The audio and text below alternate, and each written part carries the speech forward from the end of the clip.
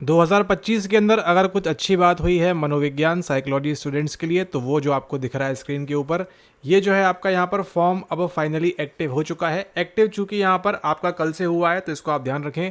Form filling आप समय से कर लें और यहाँ पे लॉगिन वगैरह जो आपकी बेसिक डिटेल्स हैं उसको आप यहाँ पर लॉगिन कर सकते हैं। ठीक है, बेसिक डिटेल डालिए, OTP वगैरह मारिए और काफ़ी आपको वीडियोस मिल जाएंगी। किस प्रकार से फॉर्म भरना है उसको भर दें ध्यान से। और ध्यान रखना है, किस बात का ध्यान रखना है कि आपका मास्टर्स पास होना चाहिए एंड देन उसी के साथ साथ आपका जो B.Ed है वो भी यहाँ पर कंप्लीट होगा, तो इसके अंदर आपको जो है मैक्सिमम से मैक्सिमम फ़ायदा मिलेगा। बाकी जो एलिजिबिलिटी है उसके लिए आप जब फॉर्म भरने जाएंगे तो वहाँ पर आपको उसके अंदर और चीज़ें भी देखने को मिल जाएंगी, क्योंकि देखिए यहाँ पर सामने ही लिखा हुआ है। ठीक है, सामने क्या लिखा हुआ है, the details should be entered as it appears in matriculate certificate, यानी कि जो आपके 10वीं में है, 10वीं में अगर A है, E है, I है, O है, U है, जैसा भी 10वीं में लिखा हुआ है उसी हिसाब से आपने जो है यहाँ पर ये सभी फॉर्म के अंदर जो भी डिटेल्स हैं, आपकी डेट ऑफ बर्थ, माता का नाम, पिता का नाम, जो भी आपका यहाँ पर है, ठीक है, इसको आपने उसी हिसाब से भरना है। ठीक है, और यहाँ पर एक और बात का ध्यान दीजिए, विदाउट एनी सैल्यूटेशन। ठीक है, यानी कि श्री श्रीमती यहाँ पर किसी प्रकार से प्रॉफ, लेट, ऊट कुछ भी यहाँ पर आपने जो है नहीं लगाना है। जैसा आपके 10th के मार्कशीट में था ठीक उसी प्रकार से आपने यहाँ पर सबमिट करना है। ये आपके लिए एक इम्पॉर्टेंट बात रहेगी। ठीक है, एंड हाँ, उसी के साथ साथ जाके किसी भी फर्जी वेबसाइट पे आप ना कर दें। तो देखिए, जैसे ही आपको क्या करना है, केवल एस्टेट लिखना है। एस्टेट लिखते ही आपको जो है पहली वेबसाइट यहाँ पे मिलेगी, इस पे जाके आप जो है यहाँ से इसको सबमिट कर पाएंगे बड़े आसानी से। और उसके बाद कुछ इस प्रकार से आपके सामने पेज खुलेगा और इसको एंटर करने के बाद आप डिटेल्स यहाँ पर सारी की सारी भर सकते हैं। ठीक है, अब अगला सवाल आपके दिमाग में जो होगा, सबसे पहले देखिए, ये तो अभी फॉर्म फिल होगा, ये पूरा मंथ में, यानी कि आपका जो सितंबर का मंथ है यहाँ पर पूरा फॉर्म फिल होगा। और आप देखिए यहाँ पर 2 तारीख के आसपास तो आपकी कोई परीक्षा होने की संभावना नहीं है, क्योंकि अभी आपका नवरात्रि, दशहरा ये सब चलेगा।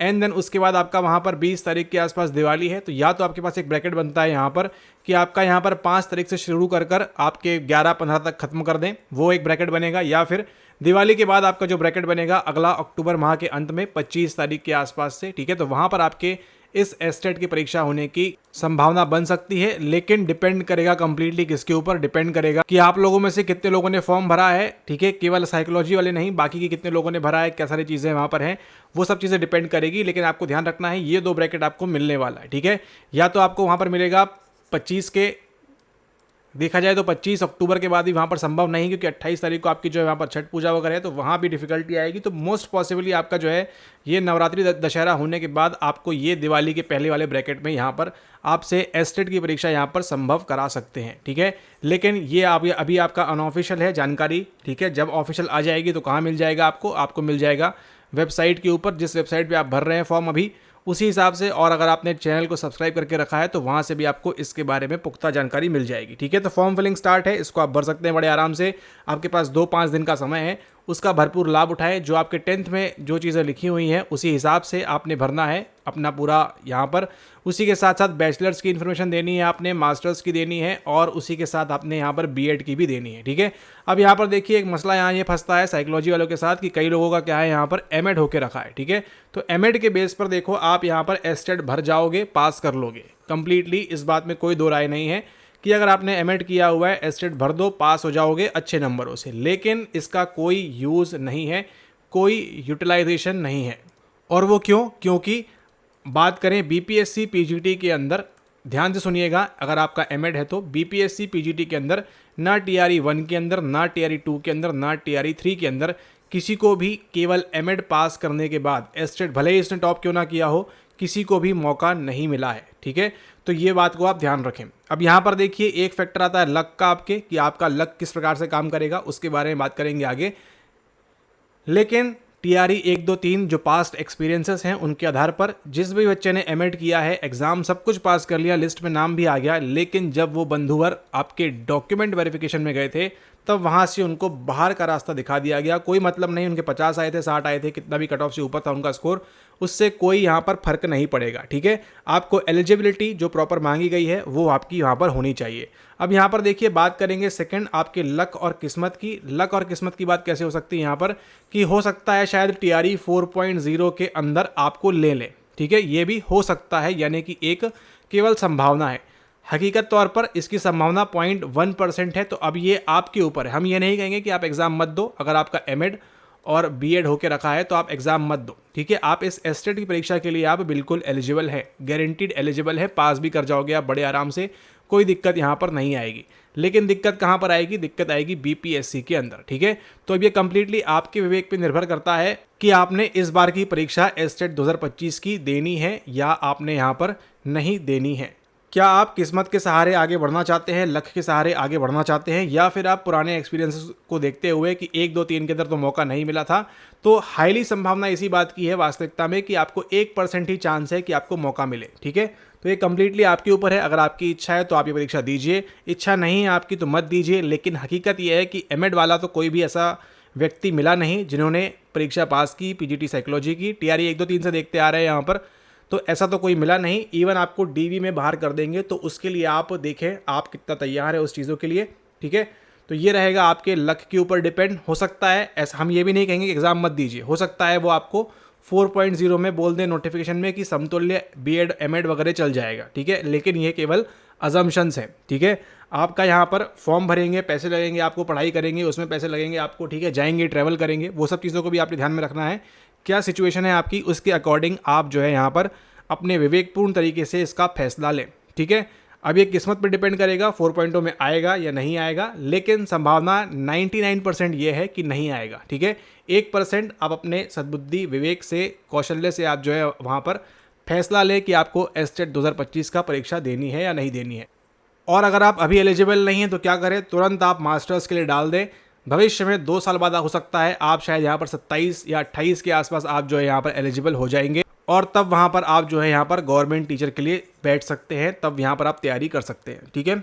लेकिन ये आपको अभी एडमिशन लेना होगा, मास्टर्स में कंप्लीट करना होगा 2 वर्ष के भीतर, उसके बाद आपके लिए ये पॉसिबिलिटी रहेगी। लेकिन फिलहाल अगर आपने एमएड किया हुआ है तो सॉरी, आपके लिए यहाँ पर कोई भी चांस नहीं है। हाँ, आप एस्टेट परीक्षा दे सकते हो, एस्टेट परीक्षा आप पास कर सकते हो, लेकिन आप जो है बीपीएससी पीजीटी के अंदर एस्टेट का पासिंग सर्टिफिकेट बीएड का लेके और एमएड का लेके आप नहीं बैठ सकते। उसके लिए क्या होना चाहिए? उसके लिए आपका मास्टर्स होना चाहिए, बीएड होना चाहिए, और फिर आपका यहाँ पर एस्टेट का पेपर 2 का यहाँ पर पासिंग सर्टिफिकेट होना चाहिए, ठीक है। तो ये सब चीज़ें आपकी होंगी तो आप जो है यहाँ पर पूर्णतः एलिजिबल रहेंगे। आप ये परीक्षा तो पास कर लेंगे, लेकिन आगे आपको जो है बीपीएससी में जाके परेशानी होगी, ठीक है। तो हम नहीं चाहते किसी को भी परेशानी हो बेफजूल की, आप इतनी ट्रबल, दिक्कत का सामना ना करें। तो जो हकीकत है वो बता दी आपको, इसके आगे आपकी मर्जी, आपने अप्लाई करना है मोस्ट वेलकम, नहीं करना है उस केस में भी आपको मोस्ट वेलकम। लेकिन अब बात करते हैं उनके बारे में जिनका भैया यहाँ पर मास्टर्स भी कंप्लीट है, बीएड भी कंप्लीट है। क्या सोच रहे हो? तुरंत लग जाओ सट के पढ़ाई करने के लिए, एस्टेट पास करने के लिए, एंड देन उसी के साथ साथ आगे जाके पीजीटी परीक्षा को पास करने के लिए, ठीक है। एस्टेट में ये देर नहीं लगाएंगे, तुरंत के तुरंत भी कर देते हैं। इनका बस चलिए तो आपको ये 27-28 जो भी आपकी लास्ट डेट है फॉर्म फिलिंग की, उसके तुरंत बाद भी आपको करा सकते हैं। लेकिन अभी चूंकि फेस्टिवल फंसा हुआ है यहाँ पर, तो चांसेस इसके बहुत कम है, ठीक है। लेकिन आप मान के चलिए इनको अगर मन पे आ गया इनके, क्योंकि ऑनलाइन एग्जाम होता है आपका, ठीक है, सीबीटी मोड है, तो इसके लिए आप ध्यान रखें, आपका फटाक से हो जाएगा, दिक्कत की कोई बात यहाँ पर आएगी नहीं। लेकिन हाँ, कुछ 5-10 दिन का आपको विंडो देंगे वहाँ पर कि आपकी परीक्षा अभी होने वाली है, उसके बारे में आपको बताया जाएगा, ठीक है। ओके, तो अगर आपने यहाँ पर साइकोलॉजी की तैयारी कर रहे हैं आप पेपर 2 की, एस्टेट की, तो आपको क्या चीज़ों का ध्यान रखना है उनके बारे में यहाँ पर हम बात करते हैं। आपने केवल क्या करना है, 11th क्लास की एनसीईआरटी, 12th क्लास की एनसीईआरटी पढ़ डालनी है। अगर आपके पास पीवाईक्यू एक्सेसिबल है तो पीवाईक्यू लगा लें, नहीं है तो भी कोई बात नहीं, उतना डिफिकल्ट पेपर आता नहीं है, केवल आपका एलिजिबिलिटी टेस्ट यहाँ पर होता है, तो उसको आप ध्यान रखें, ठीक है। तो ये आप कर लें। और अगर आप हमारे कोर्स का पार्ट हैं, एस्टेट और बीपीएससी कॉम्बो बैच का आप वहाँ पर पार्ट हैं, तो आप क्या करें, आपको जो एनसीईआरटी की वीडियोस लगाए गए हैं पहले उनको देखें, उसके बाद आपको जो एस्टेट के वीडियोस हैं उनको देखें। उतना भी अगर आपने कर लिया, आपका एस्टेट पेपर नंबर 2 बड़े आराम से पास हो जाएगा। उसके अलावा आपको कुछ भी करने की आवश्यकता नहीं है, ठीक है। इसको आप यहाँ ध्यान रखें। और आप जो है 11th और 12th की एनसीईआरटी को बार बार पढ़ते रहें, अच्छे से पढ़ते रहें। अगर अभी तक आपने नहीं मंगाई है उसको आप ज़रूर मंगा लें, इस बात को आपने यहाँ पर ध्यान रखना है, ठीक है। आपका एस्टेट साइकोलॉजी कोई दिक्कत नहीं आएगी। कितना चाहिए आपको? केवल 75 चाहिए। बाकी एलिजिबिलिटी के प्रीवियस वीडियो से बनाया हुआ है, उनको जाकर आप देख सकते हैं। आगे आने वाली वीडियो में भी हम बात करेंगे क्या क्या सिलेबस के अंदर क्या क्या आता है, क्या क्या नहीं आता है, ठीक है। सिलेबस देखिए आपका ऑलमोस्ट सेम रहता है, जो 11वीं में दिया हुआ है, 12वीं में दिया हुआ है, बहुत ही बेसिक लेवल का आपको आता है, ठीक है। ये पूछेंगे कि यहाँ पर मनोलैंगिक अवस्थाएं किसने दी हैं, काफ़ी बेसिक स्तर पर आपको पूछते हैं। कुछ सवाल 100 में से 8 से 10 सवाल डिफिकल्ट रहते हैं, वो भी डिफिकल्ट, एकदम डिफिकल्ट नहीं, मॉडरेट लेवल के, ठीक है, जैसा आपको बीपीएससी पूछता है। बाकी 70, 80, 90 सवाल को आप बड़े आराम से टैकल कर सकते हैं, ठीक है। आप चाहे स्टूडेंट हो, आप चाहे हाउसवाइफ हो, चाहे आप वर्किंग पर्सन हो, किसी भी केस में एस्टेट पास करना आपके लिए कोई डिफिकल्टी का सामना नहीं होगा, ठीक है। लेकिन हाँ, थोड़ा बहुत आपको जो है पढ़ाई करनी होगी। ऐसा नहीं कि आप बिल्कुल बस चले जाएंगे मुंह उठा के और पास कर लेंगे, बहुत ही रेयर केस में ऐसा होगा, ठीक है। पढ़ाई आपने करनी पड़ेगी और उसी के साथ साथ जो टीचिंग एप्टीट्यूड का आपका होता है 50 नंबर का, उसमें भी आपने ध्यानपूर्वक अभ्यास करना है, ठीक है। वो सब बात करेंगे आगे, लेकिन फिलहाल के लिए आपकी गुड न्यूज़ यहाँ पर यह है कि आपका एस्टेट का फॉर्म आ चुका है, उसको आप भर लें, ठीक है। फॉर्म को आप फिल कर लें बराबर टाइम से यहाँ पर, और जो तैयारी है अपनी एस्टेट की उसको स्टार्ट कर दें, ठीक है। पेपर हो जाएगा फटाक से, पेपर नंबर 2, तो इसकी आप तैयारी करें। 11th और 12th की NCERT आप पढ़ना स्टार्ट कर दें।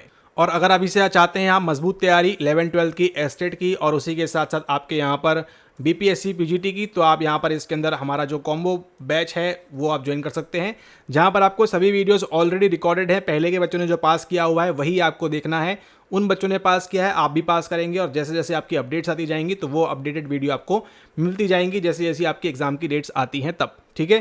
तो इसको आप ध्यान रखें। लेकिन जो बच्चों ने जो चीज़ पढ़ के पहले पास की हुई है वही आपने करना है, आपने भी सीखना है उन्होंने क्या किया है, वही आपको इम्प्लीमेंट करना है, और वही आपको सक्सेस दिलाएगा एस्टेट 2 पेपर के अंदर। और कुछ नहीं करना है अलग से, ठीक है।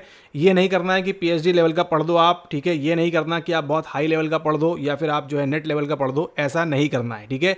परीक्षा स्टेट की है, पात्रता परीक्षा है, उसके हिसाब से आपने इस पर ध्यान देना है, ठीक है। और लाना कितना है स्कोर, आपने केवल 75 नंबर लाना है, ठीक है। और आगे की वीडियोस में बात करेंगे स्ट्रेटेजी वगैरह रणनीति के बारे में। सिंपल सी बात है, काफ़ी सिंपल रखिए इसको। 11 और 12 की NCERT पढ़ो, सुबह शाम, जिस प्रकार से डॉक्टर दवाई देता है उसी प्रकार से आपने सुबह शाम पढ़नी है, और कुछ नहीं करना है अलग से, कोई रॉकेट साइंस इसके अंदर नहीं है, ठीक है। तो इसको आप ध्यान रखें और प्रैक्टिस करते रहें। जल्दी मुलाकात होगी नई वीडियो में, तब तक के लिए धन्यवाद।